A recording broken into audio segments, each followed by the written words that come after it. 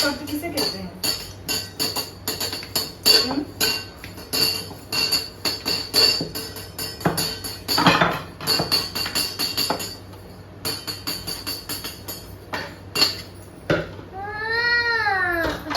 जितना सामान तुम्हारे आगे रहेगा। चलो बताओ, शब्द किसे कहते हैं? बाबू चलो अंदर आओ। बड़ों के सार्थक समूह को बड़ों के सार्थक समूह को शब्द कहते हैं। अर्थ के आधार पर शब्दों के कितने भेद हैं? अर्थ के आधार पर शब्दों के 2 भेद हैं। कौन कौन से? सार्थक निरर्थक। सार्थक शब्द कितने भेद होते हैं? सार्थक शब्द के सार्थक शब्द के कितने भेद होते हैं? 4। मेरा बच्चा अच्छा है ना, कॉपी मत देखिए। कौन कौन से? सार्थक शब्दों के कितने भेद हैं? 4 भेद होते हैं। पहले अच्छे से अंदर एक अर्थक, याद कर लो। एक अर्थक निरर्थक, एक so welcome to another vlog. कैसे हैं आप सभी? उम्मीद करती हूँ आप सभी बहुत ही अच्छे होंगे। हम सब भी अच्छे हैं। एग्ज़ाम तो चल ही रहा है बच्चों का, जैसा कि मैंने पिछले व्लॉग में आपके साथ शेयर किया था। और यहाँ पे आप देख लीजिए, मैंने इसीलिए थोड़ा सा साउंड रखा है कि देखिए ये बच्चा मुझे कितना तंग करता है। अगर आपके घर में 3-4 साल के बच्चे हैं ना, तो ये मत समझिएगा कि मेरा बेटा बड़ा हो गया है, अभी भी वो उतना ही छोटा है और 4-5 साल के बच्चों की फीलिंग ही देता है। क्योंकि घर का सबसे छोटा बच्चा है ना, तो घर के सबसे छोटे बच्चे लगता है कभी बड़े ही नहीं होते हैं। एक तो इनके पापा छोटे हैं सबसे घर के, तो वो आज तक बड़े नहीं हुए, क्योंकि कभी जब हंसी मजाक के मूड में रहते हैं तो हमेशा वो ऐसे ही बच्चों जैसी तंग करते हैं सबको। घर में मम्मी को भी ऐसे ही तंग करते हैं और ठीक इनका बेटा भी ऐसा ही है, बहुत तंग करता है। मुझे तो एकदम थका डालता है। तो जब इनके एग्ज़ाम्स चलते रहते हैं ना, मेरी ड्यूटी बढ़ जाती है और मैं इनको सोचूं कि अकेले बैठा करके पढ़ाऊंगी तो वो समय कभी नहीं आ पाएगा, क्योंकि इतना ज़्यादा ये तंग करता है। इसलिए मैं किचन में काम करते करते इनको पढ़ाती भी रहती हूँ। तो बाबू को कुछ याद करवा दिया, इसके बाद सारा खाना पीना बना करके और सबको खाना दे भी दिया है। अभी हम और तन्वी भी खाना खाएंगे, लेकिन उससे पहले ये सब्जियां मैंने ली थी, ये डोर टू डोर जो आते हैं सब्जी देने, उन लोगों से। क्योंकि शाम को बाहर गई तो मैं सब्जियां ला ही नहीं पाई, तो सोचा कि चलो थोड़ा सा पहले ले लेती हूँ, फिर जाऊंगी शाम को तो बाकी इकट्ठे सब्जियां ले आऊँगी। थोड़ा बहुत सब्जी घर में नहीं रहता है ना, तो बड़ी दिक्कत होती है अगर अचानक कोई आ जाए तो इसलिए मैंने ले लिया। तो अब इन सब्जियों को रख देती हूँ फ्रिज में। आजकल जो भी सब्जियां आ रही हैं, खास करके पत्तेदार या हरी जो सब्जियां हैं ना, उनको थोड़ी देर बाहर रख के सुखवाना पड़ता है, क्योंकि वो लोग जो है ना पानी छिड़क के रखते हैं, और अगर तुरंत ही इनको फ्रिज में रख दिया जाए तो ये सारी सब्जियां ना ख़राब होने लग रही हैं, सड़ने लगती हैं। तो इसलिए थोड़े टाइम मैं 1-8 घंटे ऐसे सब्जियों को बाहर छोड़ देती हूँ। अगर कभी गलती से ना बंधे पॉलीथीन सहित टाइम नहीं है और फ्रिज में डाल दिया तो हरी सब्जियां पक्का गल जाती हैं, सड़ जाती हैं, तो बड़ी दिक्कत होती है फिर साफ़ करने में उनको।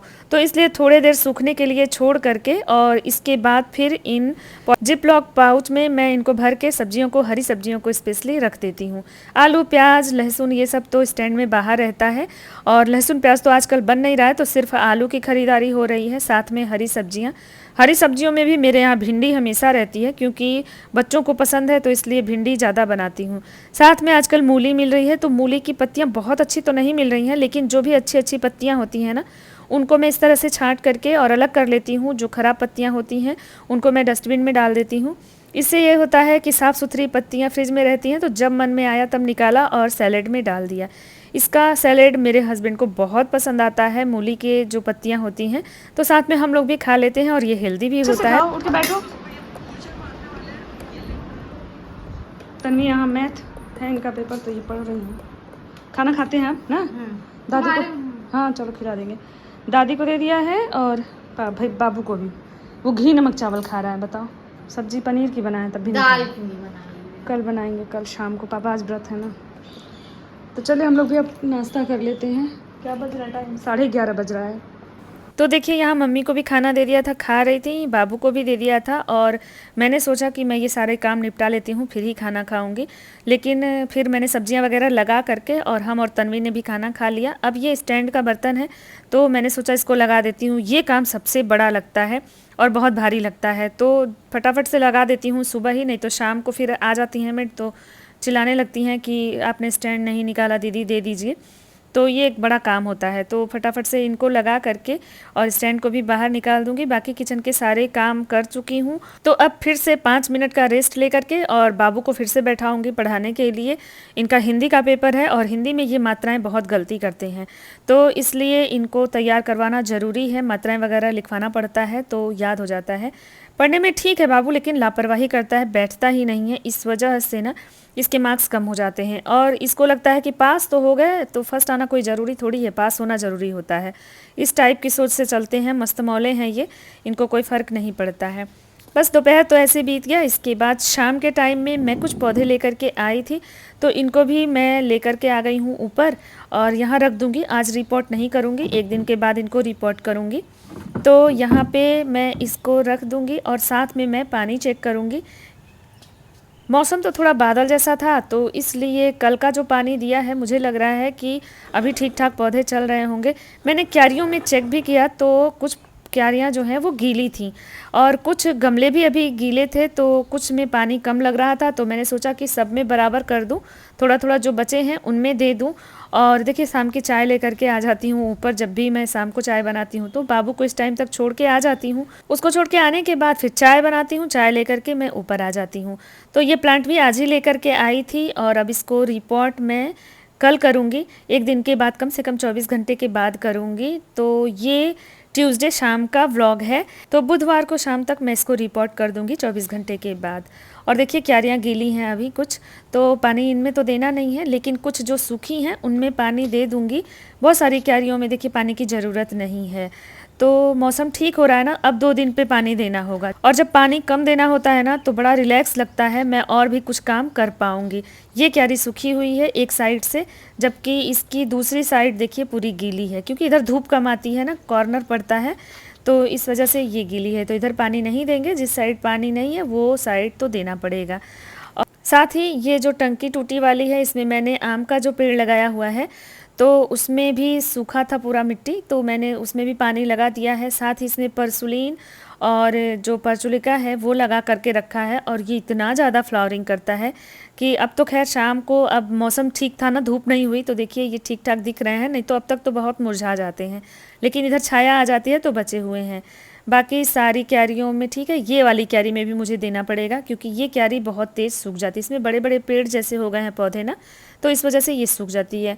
और देखिए मुझे पाइप भी लाना है, मैं बहुत स्ट्रगल कर रही हूँ भाई पानी देने में, क्योंकि पाइप सारी फट गई है। और ये बोल भी रहे थे कि जाके ले आओ, लेकिन स्कूटी से मैं नहीं लाना चाहती, तो इनका वेट कर रही हूँ। जिस दिन ये खाली हुए ना तो फिर हम लोग गाड़ी से जाएंगे तभी लेके आऊँगी, क्योंकि नीचे का पाइप भी लेना है और ऊपर वाले गार्डन के लिए भी, तो ज़्यादा पाइप लेना है मुझे, तो इस वजह से स्कूटी से नहीं आ पाएगा।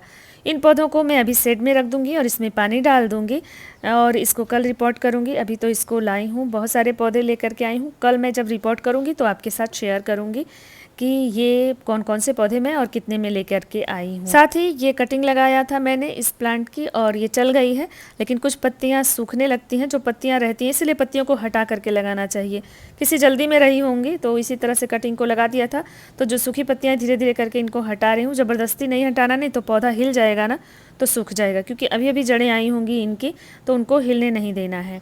बस ये सारा काम कर लिया और इसके बाद अब देखेंगे, जहाँ जहाँ पानी की ज़रूरत है वहाँ वहाँ पानी डाल देंगे।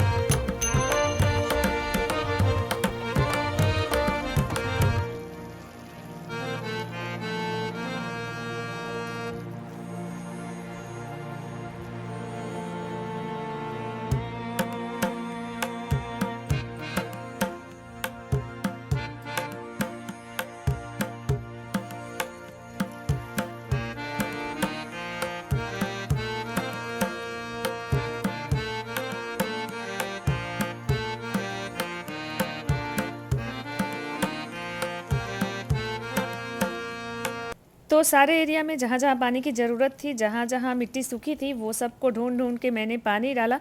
और मौसम देखिए कितना बढ़िया हुआ है, बहुत अच्छी हवा भी चल रही है आज और गर्मी भी नहीं लग रही थी। बादल खूब लगे हुए हैं, हालांकि हम लोग की तरफ तो बारिश नहीं हो रही है। तो होप ये छोटा सा ब्लॉग अच्छा लगा होगा, तो लाइक शेयर सब्सक्राइब करिएगा। फिर मिलते हैं।